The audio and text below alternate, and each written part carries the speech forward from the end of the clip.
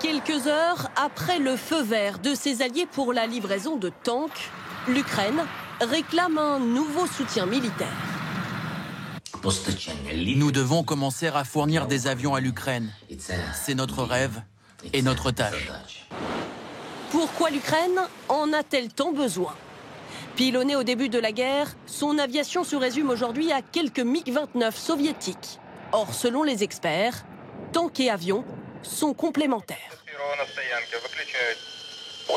Les Ukrainiens vont avoir besoin d'avions de combat afin de conserver une liberté de manœuvre au sol, en fait pour protéger leur avancée au sol, soit de blindés, soit d'infanterie plus légère. Et donc, ils vont avoir besoin de cette couverture aérienne. Potentiellement, ces avions pourraient frapper le territoire russe. C'est la principale crainte.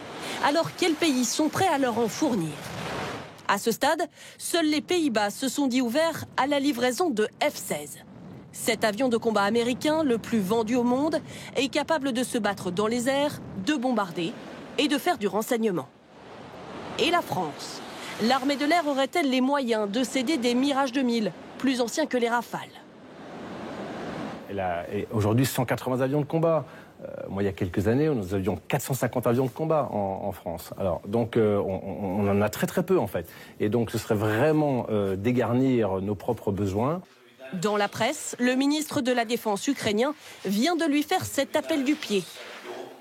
Je serais naturellement très heureux que les pilotes ukrainiens puissent être formés au maniement des avions français. Le gouvernement français n'exclut rien, alors que former un pilote sur un nouvel appareil peut prendre plusieurs mois.